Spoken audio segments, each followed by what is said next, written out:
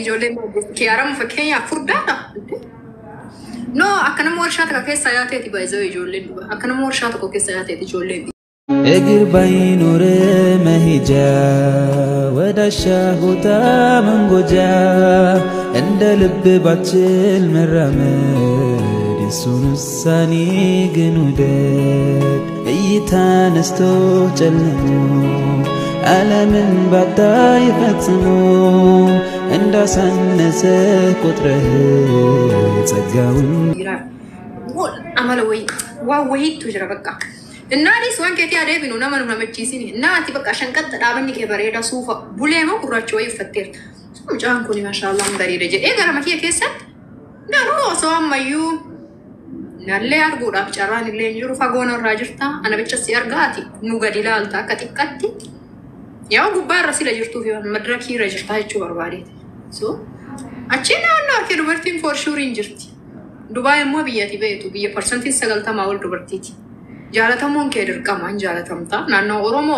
تسانون جالتهم تا سوام كم أني كابسيتيا غادا ما أوسوم فيتاتين أشيتي أوسوم فيتاتين تجادو بتشو فيوتا إيه إلالي سياسني كون سيف غلا يوتا يجري نموتا جتشو أشي كوني يرو أكاسيتي بكباي نمني والكا أوتي والكا أني تيسو تو كورا ولي وجنتا أني يرو سجنتا نشيكا كيف مو إسان سجنتا أو في هارايا خلقتني ولي نبتة تنتو شمارا باي والكوبا كواتا مو miskina akka ko yero sagantaan eegalamu osoo iyyuu yeroo goolaba musagaleen isaa dadhabee ofii dadhabee dhiisee gara manaatti riba kaatutu shamaranii wal argataa sagantaan kun ati ka sagantaa dhiisii iyyuu gaafsan dubartii taxabsaalla lama laata jedhallam gaafsanii wal argite no sagantaan sun osoo hin qophaa'in dura waliin mari'achuu jira waliin taa'uu jira maal akka haasayamu osuma waan akka haasamu hin beekin achi deemanii no walitti dhufeenya achuma dura iyyuu alla waa baay'een irra yaadamee wanti guddaan يعني artistoonni bakka argamtu sanitti dubartoonni hedduu dhuftee osoo madraki gubbaan bahin guyyaa meeqa wal argitan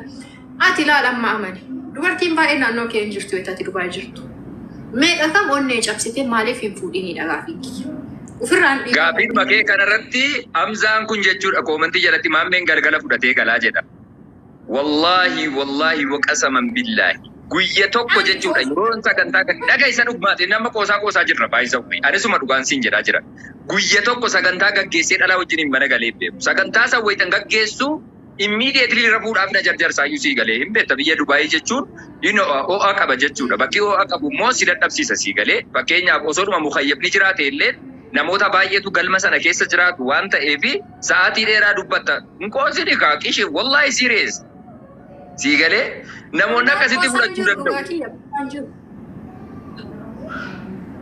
Hai. Namoota miidiyaa irratti ba'anii dubbatan kana namni dheessaafan ilaali ashitti fakkeenyaaf amma dhiirri tokko soo ka'ee ashitti kana guddiidhaaf barbaada ta'e sitti siqeessin dubbisu baay'isawwee inni sitti siqeessi jana janu dhiiruma dantaa kee hin qabne wayi dhiira firii ta'e wayi yookaan jaartii qaba sii galee konfidensiin kan si dubbisu garuu dhiirri dhugumatti jaallatee jechuudha ashitti buuchuun qaba jedhu sitti siqeessin dubbisu dhagaayika sababni isaa maali yoo jette muciyoon kun namoota baay'ee dudduuba sii jira muciyoon kun namoota baay'ee wajjin hariiroo qabdi namoonni kun muciyoon kun akkuma ani miidiyaa kanatti argee na marartu namoota baay'ee mararti jedhee ka'ee kan beetee sirraa dheessu baay'een akka jiru hubachuu danda'u qabda baay'isawwee sii galee kun dhugaa nama jirudha namootni miidiyaa irratti ba'anu namni hin beeku namoota akka keetii dhagayi namoota akka keetii kana dhiirti fuutu dhiira onnee qabdu dhiira fungee sharaafattu daalatii dalgee okkoltu yeroon kana jedhu dhiira tufachuu himi dhiirri uumamumaanuu غوي الرجل غوي جتي أرمي رودبت سبحانه وتعالى. أوكي قام سجنتاتي نلا هو. قام سجنتاتي نلا هو حبيبي شو. قام سجنتان ده لفتي أو مكيف نسيت واو ولا إجنا ما سب واو ولتي. قام سجنتاتي أتي مالي فما تكار برتي أنين جابسي جوف تيم كم تا. إبسيس تو كانوا تسلالا. Shamarran onnee cabsuu qofa miti ofii kiyyallee cabee beeka dhugaa dubbachuu fi kiyyallee cabee beeka sibiila irraan hojjetamne ilma namaati miti ati jaallatteen beektu jechuun nama kanaan jechuudha ati namaa miti jechuudha san namummaa isaatu tuffachuudha ani jaalladhee beeka dhalaan inni jaalattee beekti ati jaallatteen beektu jaallatamteen beektu jechuudha no way ilma namaati waan taaneef jaallachuu dandeenya jaallatamuu dandeenya kun uumama waan ta'eedhaaf jechuudha sii galee fatiyyee inkwaan basalaam maxxaash sii galaa jira miti. Gaafa sagantaan alaa hojjechaa jirti jechuudha Dr. Biiftuun jechuudha gaafa sagantaan alaa ammoo shamarran jechuudha guyyaa sana na argan akkuma amma shittiin jechaa jirtu kana aljaziiraan kun namoota baay'eedhaan wal quba qaba namoota baay'eedhaan wal beeka waan ta'eef dhiironni biyya arabaa jiran immoo. Doktor Biiftuu jaala Biiftuu. Doktor Biiftuu koomantii jalatti kun Doktor Biiftuu Jawaar kan jettu sagantaa gaafa sagantaa hin taane hojjechaa jirti. Gaafa sagantaan alaa hojjechaa jirti. Gaaffiidhumatti gaafattu kanarra deebi'aa jirti. Gaafa sagantaan alaa ammoo mucaan kun miidiyaa irratti namoota baay'eedhaan wal quba qaba. Biyya sana keessattis carraa namoota baay'ee wajjiniin wal gahuu qaba waan ta'eef namoonni carraa namoota baay'ee wal gahuu qaban ammoo namoota baay'ee waliin hariiroo qabaatu.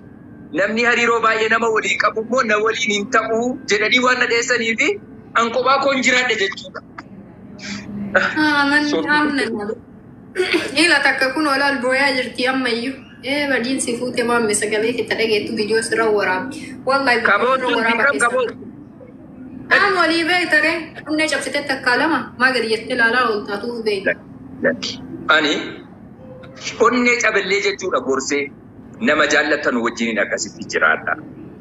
Addunyaan kun hiree akkasii qabdi. Wantoota adda addaa gorsa kenneefi isaan jabeessee. Galabeetti haga amma qadaadamtatti singilii teettaa? No, wallahi no way. Dubartiin Singilee wanti taa'ee man qabsoo Oromoo kanaa jedheeti inni. Minu na chaan qabsoo Oromoo kanaa jedhee Oromoon kun haga bilisoom. Oromoo kana gabrummaa keessa jirtu. Maal jedheen ani manatti galee kee shamara waliin sireerra ciisa. Garaa maaliin na ciisa. Garaa maaliitu siiraan I love you na jechisiisa. Oromoodhaa rakkoo keessa jiru. Oromoodhaa argattaree inni keenya qabsaa'u. Deemtanii ammoo waanuma Oromoo kana makamuu jaalattan. Sababa guddaa isinii ta'e wallaahi dassi milantan keessanoo bakka waan bade hunda akkamitti Oromoo dhiise. Abeet qabsaa'ota. Dhaggeeffadhu. Gama jirtu sana fudhachuu dhiisuun rakkoo abbaati sii galee. Oromoon bakka hundaa osoo rakkoo himatu ati ammoo bal'inaaf jettee gammachuuf jettee shamara waliin ciiftee bareedduu kiyya, maaloo kiyya, neqertesoo kiyya jechaa isii waliin halkan geeraraa buluu jechuun tokkoffaa Oromummaa ofii waaqachuu. Oromummaa ofii waaqachuu.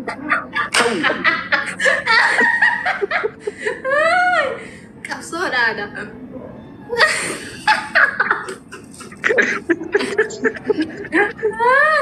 Waan kanatu akka nuun fuune nu godhaan amma dubbiin sii galee malee nullee lubbuu qabna namni nyaatu namni dhugu waa yaaduu dhiisu sii galee lubbuu qabna nutti dhaga'ama. Dhiisne wallee deddeemulleen dhiisne bultimanii jaaranneedha gar wanti guddaa. Deddeemulleen dhiisne waa yaaduulleen dhiisne bultimiman halaalfanneedha. Halaalfachuun isinii ulfaata. Yemmuu qilleensi biyya keenya keessa jiru ashitti dhagahi. Yemmuu qilleensi biyya keenya keessa jiru xiqqoo beektee uummanni kun tasgabbaa'ee fedhiin hawaasa kanaa deddeebi'aa fi xiqqoo yeroo hanga tokko wayii adeemtu keessi keenya kun waanu yaadee yeroo inboksiidhaan dhaqee dhalaa isin barbaadu kana jiru. Ati uummataa mi'aatu uummataa bara ati uummata an tokko hizbana haydal yoo ati gammadde biyyi gammaddi ati nama tokko ati gammadi jiraadhu kabiraallee achi silaalee gammadaa kabiraallee achi silaalee gammadaa nu walitti biyya taane biyyi gammaddi jechuudha.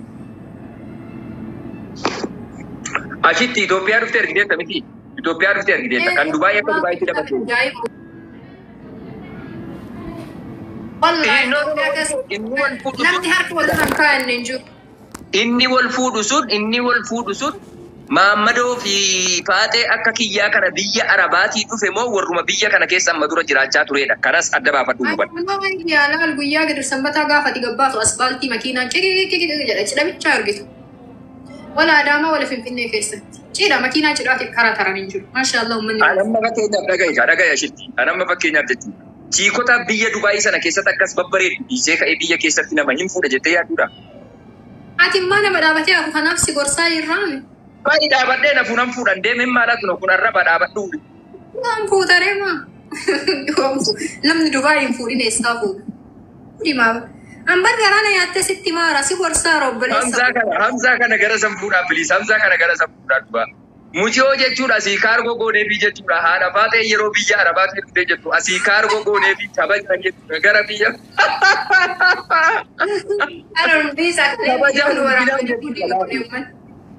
Haadha Faatee kabajaan ulfinaan osoo qilleensitti siifni irra zirri hin jenne eegnee jechuudha. Ulfinaan mucaan kun qalbii isaan duraan cabin. Obboleewwan keenya biyya Kaayiroo irratti hamileen isaanii yoo tuqamu keenyattu qaba jennee haadha Faatee asii kabajaan simannee kabajaan gaggeessine. Haadha Faatee Kaayiroo irratti osoo torbeen ga'in inni beera biyya biraa jiru janajjanuu eegalee jira. Amma immoo kabiraanaa barbaadaa jira. Maal jechuudha kana jechuudha. Ani hin beeku Nu ofirraa dabarsinee kaanee waan namaa kennu nu deebisanii kaanee ammas kan biraa barbaadu. Biyyuma Dubaay sana nuuf gubbaa sana. Hamzaaji kan jedhamu kana jechuudha. Koomantii jala jira. Nu baay'ee kan deebi'ee. Dubaay dhufu barbaadda Hamza. Waamanii gara Dubaay Faatileen. Faatileen biyya san jirtan waamanii. Please. Maa inni sagalee saawwa bakka wabaa yaasoo inni hin dhageenyaati. Hamza.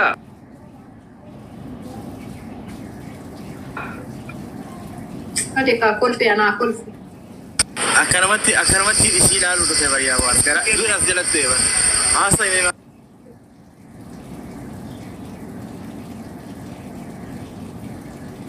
Maa miyuut goote? Eenyu miyuut goote?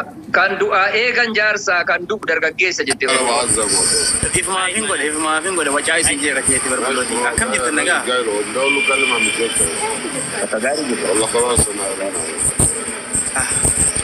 Maame. Waayi bulloo. Waan biraati miti. Ilaala amma waan biraati miti. Waan biraati miti. Bulloo xiyya boodetti deebina waan hafe isaan finna naafati. Maame wanni goon wayaa dhafaa ta'e bijimmi achi mana irraa godha miti. Mitiyyoo tana fuudheetuma jiraadheetuma haasuu Ajitti. Dhaabata fiduu barbaadda dhaabata jira.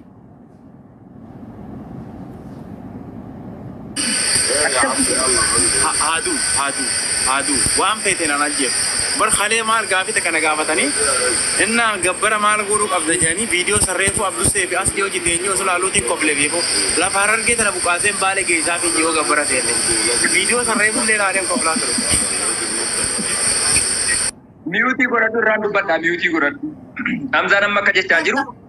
Lafa harargee guutuu warra baay'ee kennee gabbara. Dhaggeeffadhu. Jalqabuma irrattuu warri baalee jechuudha. Gabbara irraa dantaan qabu. Ati dhiira jabaa, dhiira kaayyoo qabu. Dhiira jabaa, dhiira kaayyoo qabu. Dhiira intala keenya gonfachuu danda'a jedhanii itti amanan. Imaana qabda taanaan. Namummaa qabda taanaan. Kubbaan hin amanamu. Yoo waan kenne wayiiti waan guddaan fakkeenyaaf qubinni jedhe lafa biyya isaanii fidee biyya teennaa kenne gaafa na dhabuu yaadu waan lafa tanaa waan itti yaaduuf sababa sansanii yoo haqi bulfanne malee isi gajaabe baan kun gaafata biraa afoo baatota biraa ilaala. Yoo waan kenneen bulee malee. Haa ta'uyyuu. Hamzaa dhumti jechuudha. Hamzaa dhumti. Dhugumatti jechuudha. Jaalalli ashiitii booji'ee lafa harargee jechuudha. Lafa ituu ambaanaa kana guutuu walitti qabee ka'ee baalee dhaabuu kenna gabbara yoo kan barbaadan jedhee qofamansiisee ka'eessi waliin qabamee taa'u yoo ta'e jedhe baay'ee gammanna. Nuti mucumti jechuudha. Jaalalaan of qabsiisee fedhii fuuchuu, fedhii bultii ijaarrachuu, murtee akkasiirra qaqqabeera taanaan ashiitii miti hiriyoota illee itti idaanaaf hanga afurii fudhatee adeemu. Garuu namni kun dhugumatti sugaa'ee yookaan tasgabbaa'ee nama tokko wajjin nama jiraachuu danda'uudha waan jedhamu sammuu keessa nu jira. Gaaffii inni gaafate Oromoon deebifte haadha baatee hin barbaada jedhee haadha baatee kaarboo goonee fi ergineef isii dhiise amma ashiitti itti deebi'ee. Akkaawwanti natti erge ammaa osoo erga. Birriimu itti erge. Ani birrii Ashittiin birrii wayitaa argitu bara ashittiin diyaaspooraa konkolaataa qaqqaalii socho'u baala silxaanaatota warra aangoo qabanu warra akkasiiyyuu garaan hanga'anu jettee kaatee bar ilma mootii biyya Imaraatii jechuudha beektee maqaa isaa maal jettee yibboo Hamdaan moo maal jette?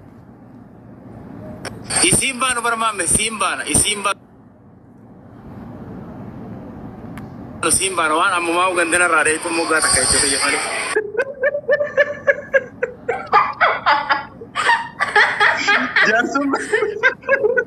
Kan jaarsummaa anaa tiippii kennaa jirta jechuudha. Allahu akbar. Wamin al-ajaa'iban. Dhugaa namni jijjiiramne hin jiru waan ta'eef jijjiirama guddaa keessa jirta Hamzaa keenya. Jijjiirama guddaa keessa jirta. Ashitti dhaggeeffadhu. Mucaan kun jechuudha. Akkuma tu barbaaddu jechuudha. Xiqqoo waan rifeensa kanaan wal qabattu yoo ta'e nadatti gara biraa wanta irraa hafe hin jiru. Kan siin mura kun qabu Turkii jira. Itoophiyaa keessatti seegalanii jiruudha. Siigalee wayita rifeensa irra keessaa kana dhaabbatee areeda yoo ta'e akkasitti qaba. Mucaan simboo qaba. Wandaa wanjanoo siigalee jira miti. Kanaafuu jechuudha. Kalee garuu Facebook irra dannasaa jira na aarse. Mana keessa deemee Facebook irra dannasaa.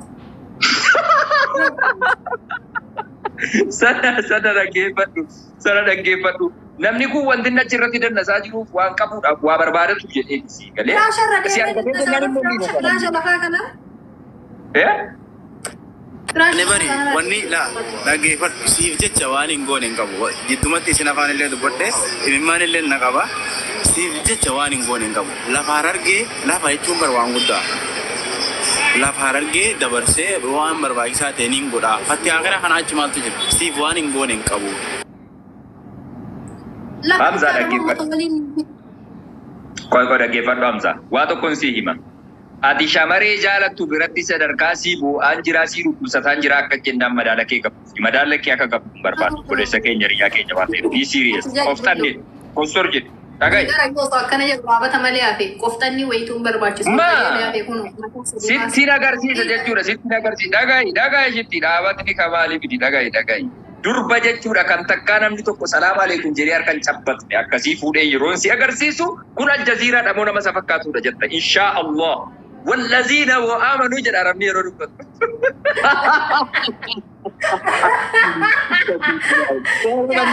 جارتي وامن جارتي جواب دمني والله جارتي كلام أنا عنجي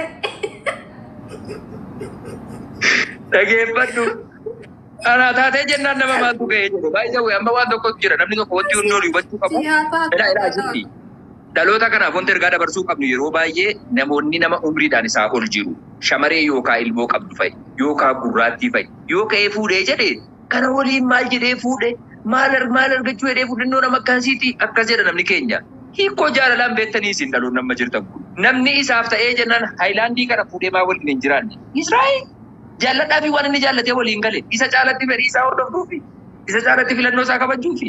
Waan ta'uu qabu ilaali. Anamma fakkeenyaa fi gurraatti amma jedhu kana namoota biratti fokkattuu ta'uu dandeessi. Namoota biratti ijaan argaa iyyuu jibbamuu dandeessi. Anaaf ammoo addunyaa kanarra wallahi ati rakkoo qabda. Mucaan keenya tokko illee intala wayii gaafa fuudhu jalqabuma waa'ee wannaa haasa'uu jalqabe. Umriin dubartii maal rakkoo qaba? Dubartiin akkana taatu barka. Ati nama akkasii jaalatte? Baay'isa wayii jaartiin kiyya koomantiin ma jala jirti. Lakkii baramma inni maal ta'e? Xixiqqoo takkaa namni harkarraan kaa'ee fuudhee si maa xiqqaattee illee walabummaa illee qabaattee illee barii hin jirtii bara akka hunda qabdu iyyuu hin jirti. Ima soqi atummaan bichaan nama maaliif maa gurraattii filatte maa gabaabduu filatte? Maaliif maaltu sitti xiqqaate? Tokkoffaa ani barsiisa baadhuudhaan si argadheera. Oi Hamza Miyuutii godhi. Gaafii bareedduu na gaafatte. Gaafii ati na gaafatteef tokkoffaa irratti shamaree gurraattii gabaabduu fungee furdoo wanti namni jaallatuuf maammadoon inni Hamzaa kun keeppii jallifatee dhokatee ija moggaatiin ilaalu yeroo siin adda baatee dalagaaf deemtu yookaan gabayaa deemtu. Tokko jedhi. Lammaffaa irratti jiruuf jireenya keessatti ilmi namaa kun maatiirraa fagaachuu danda'a. Isiirraa fagaachuu danda'a. Wayita fagaatee jedhu waa'ee si osoo yaaduu hirribni hin diidu. Waa'ee si osoo yaaduu dalaga isaa irratti rakkoon hin geessu. Because mucoo jechuudha osuma beela qabaate illee namni dhaqee harkaan jiru waan ta'eedhaaf jechuudha. Akka waan boodigaardii. Nafichi siisi let me finish. Koi makololaatti jedhu uummata keessa namni darbu ol dheerattee namni darbu. Addaatee waan diimatu. Wallahi ani jaartee akkasiin fedhu haleellee dubbadheen ture jaartii tiyya akkuma fedhe ta'e an fedhu diida haa deemu fedhu haa dhiisu gisee isiin gabbaate ay jaartii Hamzaa jee namni harka mataarraa kaatu akka jala garagalee haalaalu jaartii akkasiitiin fedha. Obboleesso khasaaraa guddaa keessa jirta. Keessattuu jaarraa amma jirru keessattuu zamana dijitaal amma jiru keessatti yeroo isiin suuraa